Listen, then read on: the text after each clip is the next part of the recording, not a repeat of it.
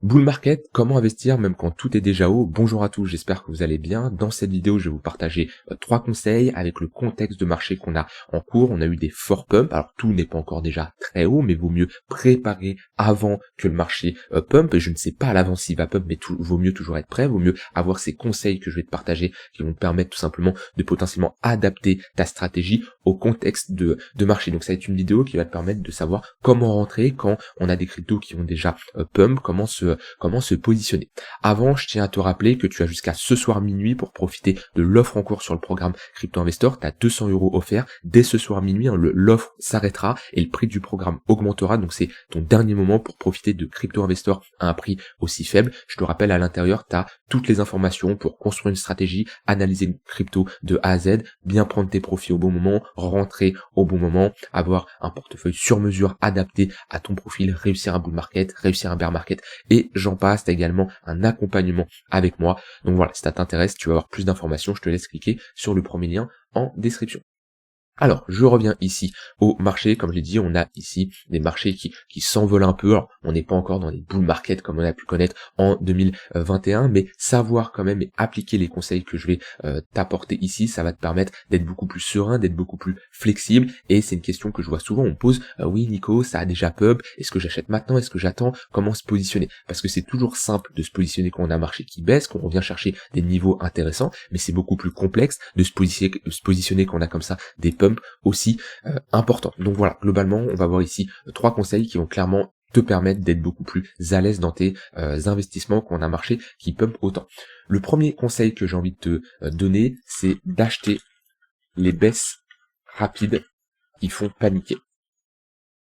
C'est les plus durs à acheter. Pourtant, quand on a un fort momentum, quand on est en bull market, et ben les baisses rapides qui font paniquer, c'est les meilleures opportunités. Alors c'est toujours proportionnel à l'unité de temps. On a toujours des baisses rapides qui font paniquer, peu importe l'unité de temps. Ici, si on est sur du moyen long terme, on va surtout regarder en 4 heures ou en daily. Mais historiquement, quand on a un fort momentum, on a toujours des journées comme ça, des mèches qui sortent un peu de nulle part, où on va avoir un moins 10%, moins 15%. Et quand je prends le bull market de 2020-2021, c'est carrément des moins 20% qui peuvent arriver assez rapidement. Vous voyez, en date, comme ça, qu'on a eu une hausse assez importante pendant toute la montée ici, et ben je pense à cette mèche par exemple, où on a des retracements qui sont très rapides, vous voyez, moins 10%, et qui sont très rapidement ravalés.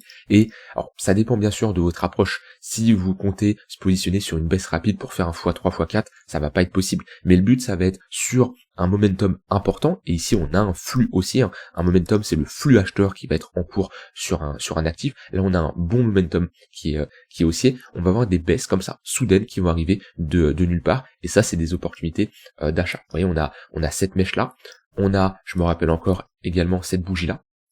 On voit qu'on prend très rapidement un moins 15%, plus même sur les altcoins. Il faut savoir que quand Bitcoin prend moins 15%, les altcoins corrigent beaucoup plus. Et ensuite, à partir de ça, vous voyez, jusqu'au point le plus haut, on fait un plus 20%. Plus 20% sur Bitcoin, c'est une très bonne performance. Bien sûr, vous allez retrouver une performance plus importante sur les altcoins, mais vous voyez, on a un momentum qui est haussier.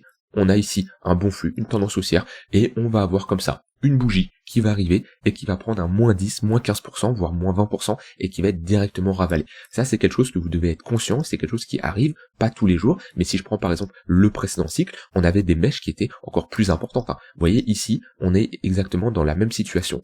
On a une bonne tendance haussière, un bon flux, une dynamique qui est haussière, d'accord, et comme ça, dans la journée, on va prendre ici un moins 20%, moins 17% pour être plus précis. En fait, c'est des mèches comme ça qui vont arriver un peu de nulle part, sans raison valable. Alors, il peut y avoir une news ou peu importe, mais si on a un bon flux haussier, si on a un bon momentum, c'est ici des pumps qui vont être très rapidement ravalés. En weekly, on en a, vous voyez, ce genre de mèche, on a ici un fort momentum, et si je regarde le point le plus haut, point le plus bas, on est ici sur un moins 17%.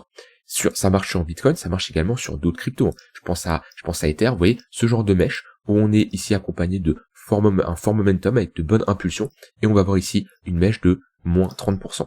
On va voir ici même une mèche entre ce point le plus haut et le point le plus bas de moins 28%. On peut zoomer, on peut aller ici en daily, et on voit bien, voilà, ça va être des mèches qui vont arriver très rapidement. Vous voyez déjà, même sur ce genre de bougie, sur ce genre de bougie, on voit qu'on a une forte amplitude au niveau de la mèche. Entre le point le plus haut et le point le plus bas, on est ici sur un moins 23%.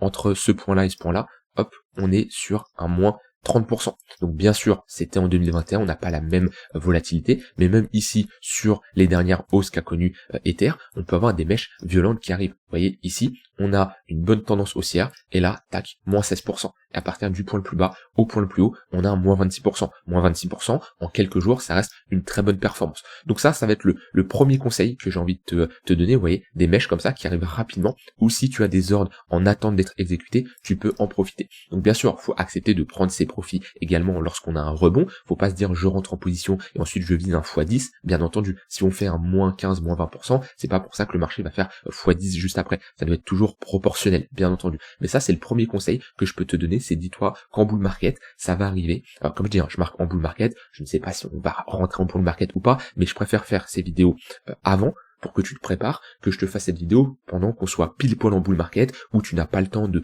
comprendre, de mettre en place ta stratégie, d'accord? On s'adapte toujours avant, on n'anticipe pas s'il va y avoir un bull market, mais on se prépare toujours s'il va y en avoir un. Donc voilà, ça c'est mon premier conseil que j'ai envie de te partager, c'est il y aura des baisses. Mais c'est des baisses rapides qui font paniquer. Et là, c'est des baisses qui font vraiment paniquer, parce que sur le moment, quand ici tu prends assez rapidement un moins 15%, oui, le marché, en général, il panique, les gens se demandent qu'est-ce qui se passe. Sauf que le plus important, c'est de dézoomer, prendre du recul et voir qu'on reste dans une tendance qui est haussière.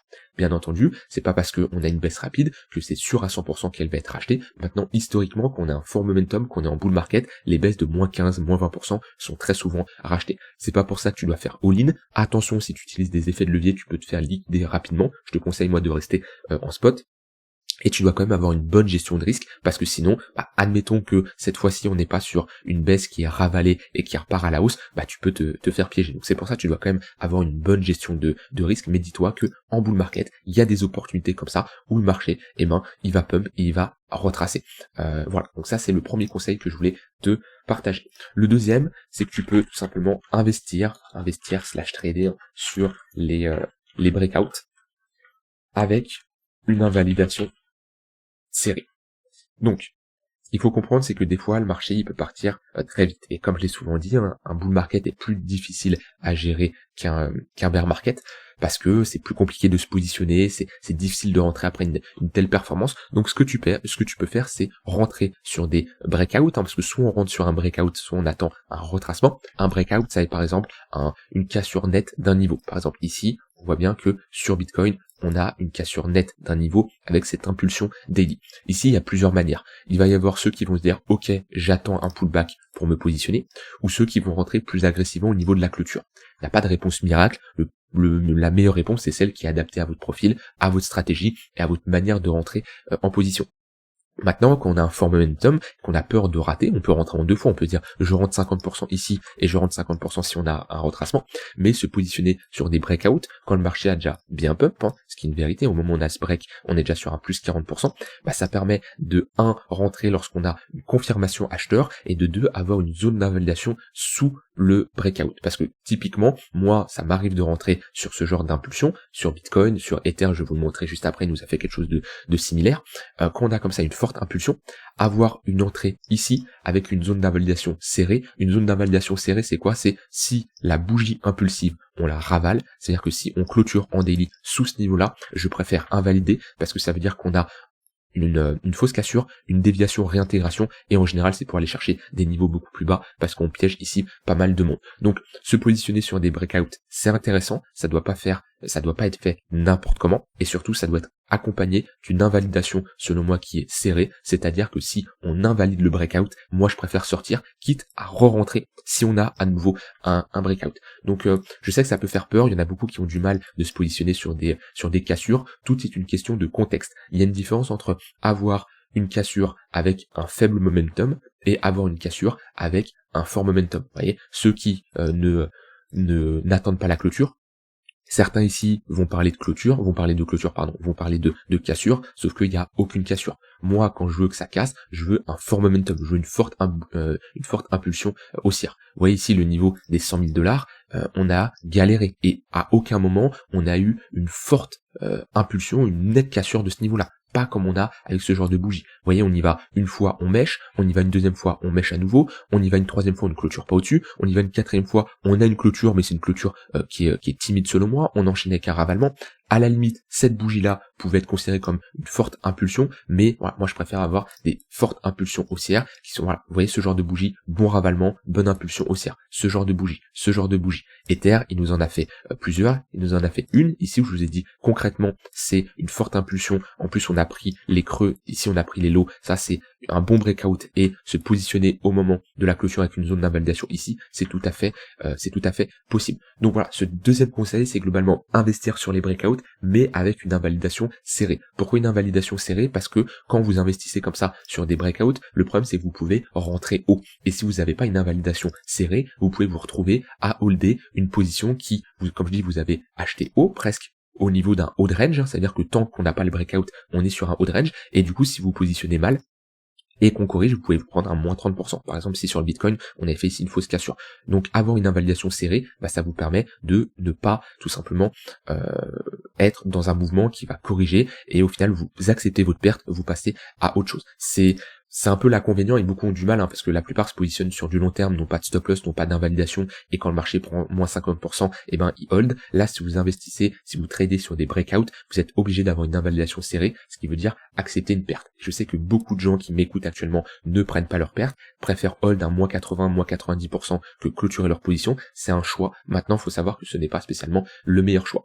Donc ça, c'est les premiers points. D'accord? Acheter les baisses rapides qui font paniquer. Donc moi, je mets des ordres en mode épuisette assez collés au cours, c'est-à-dire pas à moins 40% non plus, mais à moins 10, moins 15% au cas où on a des mèches rapides. Bien sûr, je mets pas tout mon capital et on va revenir après parce que le conseil numéro 3, il est très important. Je mets pas tout mon capital, je mets une partie et c'est là où le conseil numéro 3 rentre en jeu.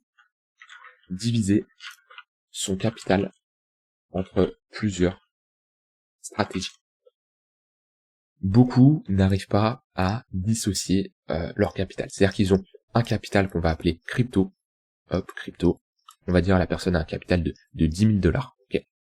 Et ils font tout avec ça. Ils font absolument tout. C'est-à-dire que ils font des airdrops, ils font de la DeFi, ils font du trading, ils font de l'investissement long terme, ils font tout. C'est pas comme ça que tu auras un esprit clair. Et c'est pour ça qu'avec les conseils que je t'ai partagés juste avant, tu dois diviser ton capital. C'est-à-dire que tu vas te dire, ok, sur mes 10 000 $, je vais avoir 7 000 $. C'est vraiment pour du spot long terme avec de l'accumulation sur des niveaux de retracement, des niveaux long terme, qu'on retourne chercher des retracements de Fibonacci, qu'on retourne chercher des niveaux de support, voilà, ce genre de niveau-là, ce genre de niveau-là, à la limite ce genre de niveau-là. Mais on va être sur des retracements, on n'a pas encore pump. Je vous rappelle, le but de cette vidéo, c'est comment investir quand tout est déjà haut. Donc ce genre d'entrée, on ne peut plus, parce qu'au moment où vous êtes dans cette situation, on est haut, donc soit vous attendez un moins 50%, mais si on ne l'a pas, ça peut être compliqué. Donc il y en a qui vont dire, ok, moi je préfère attendre, je préfère ne pas rentrer et je ne veux pas investir haut, ce qui est un choix. C'est-à-dire que vous n'êtes pas obligé, je fais cette vidéo pour ceux qui veulent rester actifs quand on a comme ça un marché qui pump. Mais si vous êtes en mode ouais, je préfère attendre, je préfère patienter, je mets mon cash de côté au lieu de l'investir quand tout est haut et je préfère attendre 6 mois, 1 an lorsqu'on a une correction, il n'y a pas de souci. Et c'est une stratégie qui est viable et même pour des débutants, je trouve que c'est une stratégie qui est selon moi la meilleure. Ça veut dire que si vous n'êtes pas à l'aise avec tout ce que je dis actuellement, le mieux c'est le cash que vous accumulez, vous le mettez de côté, vous mettez votre cash de côté et quand on a des moins 40, moins 50%, comme on a eu ici, comme on a eu à ce niveau-là, là vous rentrez en position. Mais voilà, ça rentre pas dans le thème de la vidéo où le but c'est de positionner quand tout est haut. Maintenant, dans ce capital des 10 000 $, vous pouvez le diviser en plusieurs parties et vous pouvez le diviser en une autre partie où vous dites ok, et ben là ça c'est plutôt de l'investissement long terme passif et là sur 3 000 $, je vais plutôt faire l'investissement / du trading un peu plus actif. C'est-à-dire que je vais rentrer au moment où on a des breakouts, je vais positionner des ordres un peu plus collés au cours, je vais accepter d'invalider et prendre des pertes, mais le fait de faire ce travail-là, c'est-à-dire séparer votre capital en 2, 3, 4 morceaux, en 3, 4 parties, ça va vous permettre tout simplement d'être beaucoup plus à l'aise. Parce que si vous faites toutes vos opérations, trading, investissement, minage, airdrop, DeFi, et j'en passe, sur le même capital, vous allez vous embrouiller. C'est pas clair. 1% en trading, 5-10% d'investissement sur une crypto, est-ce que, voilà, ça va pas être clair. C'est pas le mieux. Donc, n'ayez pas peur de diviser votre capital. Et plus ça va être clair, plus vous allez avoir des chiffres qui sont précis, c'est-à-dire que vous savez, ok, en spot vous avez tant, ok, en trading vous avez tant, ok, en airdrop vous avez tant, et vous allez être beaucoup plus à l'aise et ça va vous permettre d'avoir tout simplement plusieurs enveloppes comme ça, de plusieurs portefeuilles, plusieurs enveloppes, et vous serez beaucoup plus clair dans votre approche. Et souvent, là, les gens qui galèrent à rentrer quand on a des pumps, c'est qu'ils vont se dire, ah oui, mais moi je veux pas rentrer parce que sur mes cryptos je les ai achetés quand ils sont basses, etc. Et ça, ils ont un blocage parce qu'ils sont sur leur capital d'investissement long terme. Divise ton capital en deux, tu te dis très bien, c'est ce cash-là que tu ne veux pas rentrer parce que tu es sur du long terme, t'attends des retracements de 50-60%, et ben il n'y a pas de souci, tu le mets de côté, t'attends, et quand tu auras l'opportunité, comme je l'ai dit ici, tu rentreras en position, et ton deuxième capital, et ben lui, vu qu'il est dissocié du premier, tu seras beaucoup plus à l'aise en faisant cet écart entre les deux, hein, ce discernement, tu vas tout simplement pouvoir être beaucoup plus à l'aise et te dire, ok, et ben là je peux rentrer haut, parce que c'est un capital que j'alloue pour rentrer haut. Et rentrer haut, c'est pas négatif, hein, parce qu'on peut rentrer haut ici, pour revendre encore plus haut. Par contre, tu dois appliquer des stratégies qui sont différentes, c'est-à-dire que tu ne peux pas te positionner après un moins 70%, parce que là, c'est pas rentrer haut, tu dois être dans le flux, être dans le momentum, donc être sur des actifs qui performent bien, investir sur les breakouts avec une invalidation serrée, et tu dois accepter de prendre tes pertes. Et un quatrième conseil que je pourrais également ajouter, c'est que tu dois prendre tes profits. Parce que là, quand je parle de investir haut, quand je parle de se positionner sur des breakouts, ou se positionner après un moins 10% quand tout le monde panique, c'est pas pour se dire, ok, je rentre, c'est pour du long terme 15-20 ans, et j'ai comme objectif de faire un x10, x20. Non, parce que si tu achètes haut, automatiquement, c'est pour jouer le momentum, c'est pour jouer la continuation de tendance, et c'est pour accepter et prendre des profits rapidement. D'accord? Donc ça, c'est clôture. N'hésite pas à clôturer tes positions. Allège au moins une partie. Ça veut dire que sur, comme je t'ai montré tout à l'heure, un exemple où on a une baisse assez importante, comme on l'a connu ici, et que tu arrives à positionner, à rentrer, par exemple, sur ces niveaux-là, on n'a jamais le point le plus bas, je vais pas te prendre le point le plus bas, mais globalement dans cette zone-là, et ben après, par exemple, un rebond de 10%, tu peux déjà clôturer une partie de ta position. Or, certains vont dire, oui, 10%, c'est nul, non. Si on prend sur des cryptos avec encore plus de volatilité, par exemple, voilà, Ether, ici, tu arrives à te positionner sur des extrémités plus basses, si on fait un plus 10, plus 20%, n'hésite pas à clôturer. Et tes positions ensuite, même si c'est un TP partiel, si c'est un TP total, au moins tu es beaucoup plus à l'aise,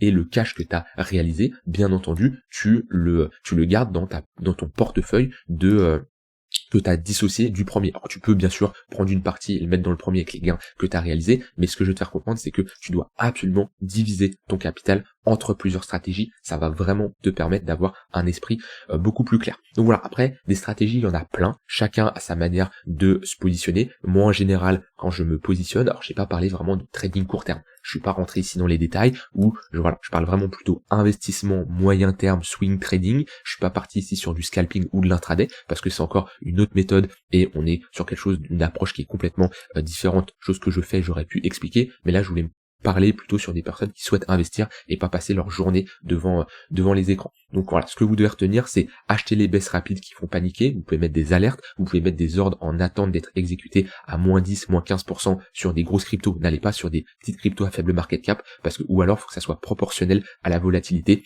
et au market cap de la crypto. Ensuite, investir sur les breakouts, c'est-à-dire une forte impulsion avec un fort momentum qui casse un gros niveau de résistance, mais avec une invalidation serrée. C'est-à-dire que si le marché ne part pas, vous invalidez, vous prenez votre perte, ça fait partie du jeu, c'est comme ça.